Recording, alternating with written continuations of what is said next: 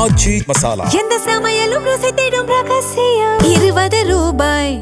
நடிகர் விமல் இப்போ ஒரு பெரிய சர்ச்சையில் சிக்கியிருக்காரு. என்னன்னா, அவர் நடித்த மன்னர் வகைரா அப்படின்ற இந்த படத்தை தயாரிக்கிறதுக்காக நடிகர் விமல் வந்து ஃபினான்ஷியல் கோபி அப்படின்றவர்கிட்ட இருந்து 4.5 கோடி கடனாக வாங்கியிருக்காரு. படம் வெளியானதுக்கு அப்புறமும் அந்த தொகையை வந்து அவர்கிட்ட கொடுக்கலையா.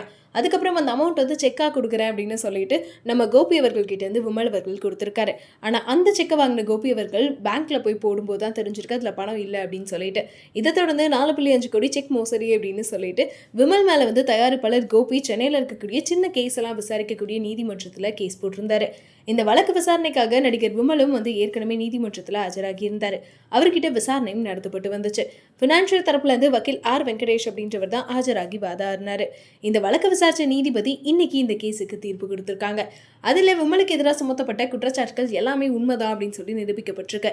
அதனால அவருக்கு 1 வருஷம் சிறை தண்டனை விதிக்கிறேன் அப்படின்னு சொல்லிட்டு உத்தரவும் போட்டிருக்காங்க. அது மட்டும் இல்லாமல் வாங்கின செக் தொகையை வந்து திருப்பி கொடுக்கணும் அப்படின்ற மாதிரி வந்து உத்தரவு போட்டிருக்காங்களாம். இந்த தீர்ப்பு வழங்கும் போது நடிகர் விமல் அவர்களும் வந்து கோர்ட்டில் தான் ஆஜராகி இருந்திருக்காரு. அவரோட தரப்புலேருந்து மேல்முறையீடு செய்ய உள்ளதாகவும் அது வரைக்கும் தண்டனையை நிறுத்தி வைக்க சொல்லியும் வந்து மனு தாக்கல் பண்ணியிருக்காங்க. இதை ஏற்றுக்கிட்ட நீதிபதி தண்டனையை இப்போதைக்கு நிறுத்தி வச்சு வந்து உத்தரவு கொடுத்துருக்காங்களாம். ஸோ இந்த விஷயம் ரசிகர்கள் மத்தியில் பெரிய அதிர்ச்சியை ஏற்படுத்தியிருக்கு. ஏன்னா ரீசெண்ட் டைம்ஸில் இந்த மாதிரி அமௌண்ட் இஷ்யூஸில் நிறைய நடிகர்கள் மாட்டிட்டு இருக்காங்க.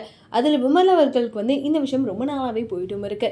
இதை தொடர்ந்து அவர் வந்து மோசடி பண்ணிட்டாரு, ப்ரொடியூசர் கிட்ட காசு கொடுக்கல அப்படின்னு சொல்லிட்டு வந்து நிறைய தரப்புலேருந்து நிறைய விஷயங்கள் போயிட்டு இருந்துச்சு.